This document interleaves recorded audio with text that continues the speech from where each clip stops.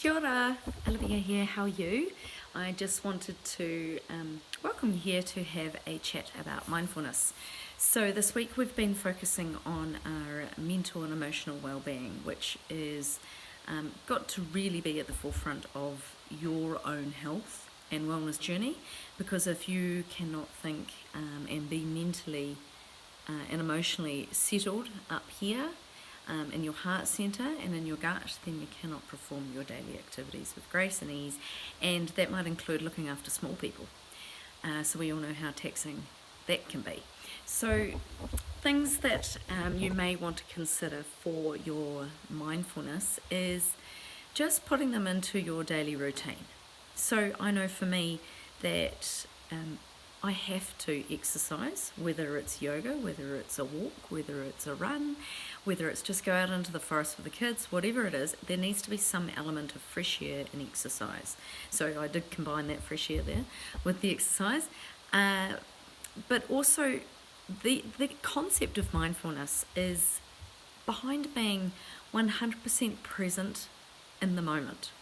So when we think of meditation, we can think about almost allowing our mind to become clear of any other thoughts and being really focused on whatever activity it is that we are doing, to allow our mind to be not thinking about anything else. So it's almost to the point where you are completely focused on that particular activity. So mindfulness is similar, where you might be performing a yoga class, you might be attending one of those fit sessions, you might be walking around the forest with your kids, you might be cooking, you might be doing the dishes. Be really present in that particular moment. So try and avoid any distractions. So I know Kofi has talked a little bit about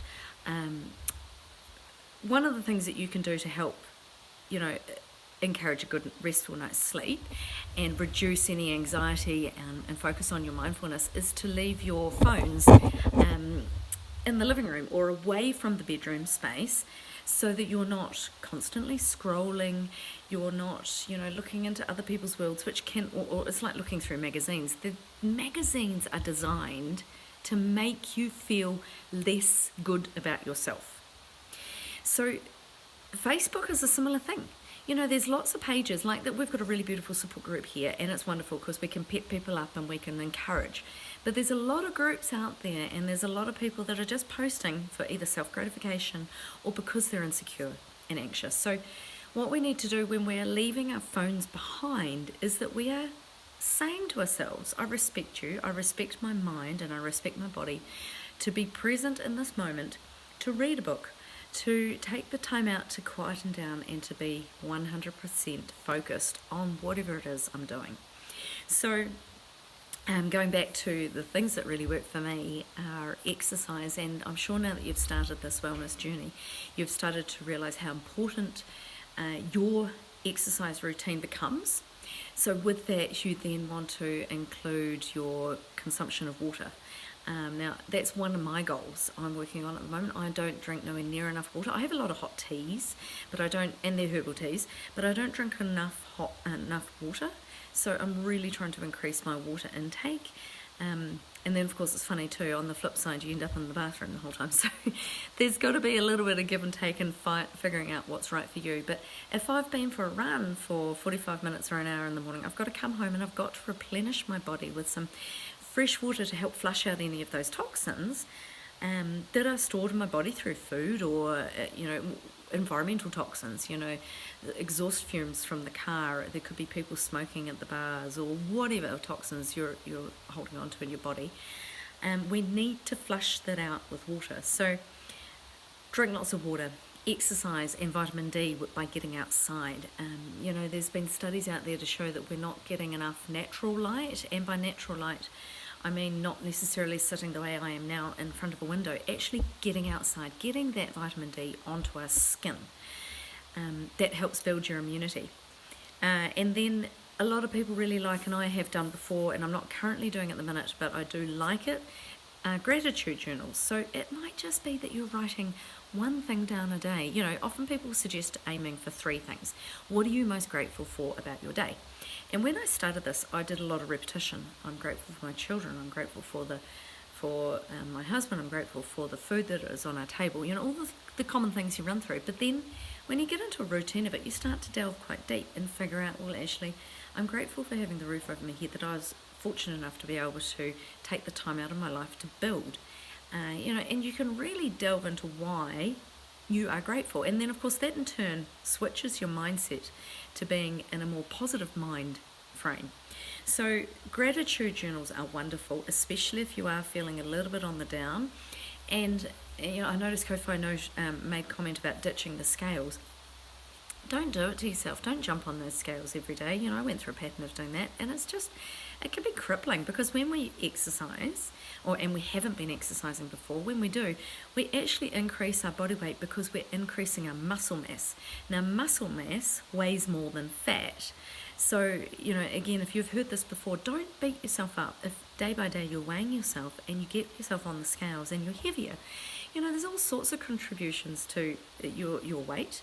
The food you've eaten, the water you've drunk, the sleep you've had, the exercise you've performed, and so forth. So it's a matter of ditching all those slightly, I don't want to say negative, but all of those activities that can just slightly bring you down. You want to do as much as you can to lift you up, to support your mental well-being.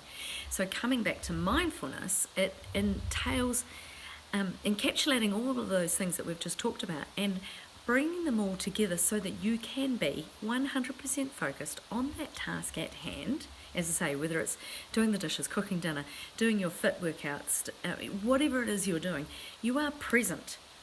And therefore, that'll bring around a sense of joy and gratitude. So when you go to write your gratitude journal, you're thinking, wow, I actually got so much value from that workout, or from spending time with my kids, because I wasn't distracted by my phone, or I wasn't distracted by XYZ, whatever else goes on. So it's a real skill, and it's not something that you might just be able to flick a switch off and do, but just try really hard to try and think about nothing else when you are doing your workout, when you are with your kids. Try and give them your time and attention, because all children really want is your love and support.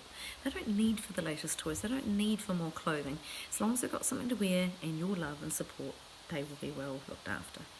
So I'm sure this is all things that you've heard before, and if not, I hope it's something that you have been able to put back into your mind and say, okay, great, I can do with that. So think about drinking more water, getting outside, vitamin D, going and doing your exercise, whatever it is you can fit in, and starting some gratitude journals.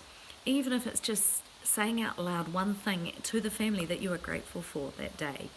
And just making that real effort to start switching that mind into a positive mindset. So always thinking about the positive, trying eliminating saying no. One challenge could be, try not to say no, which is quite hard when you might say that in front of the children, and then of course they work you and they say, can I have an ice cream? And you can't say no, but maybe you can word it in a different way that say, let's have an ice cream another day.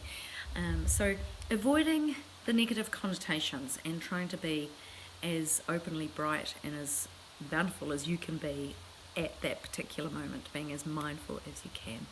I hope this helps, and if you have any questions, want to understand a little bit more about it, or have a question about something I've said and you want to flesh it out a bit more, then just comment below or get in touch. Feel free to send me a private message, and I'm more than happy to share with you my thoughts and how you can better your mindset and continue to be mindful.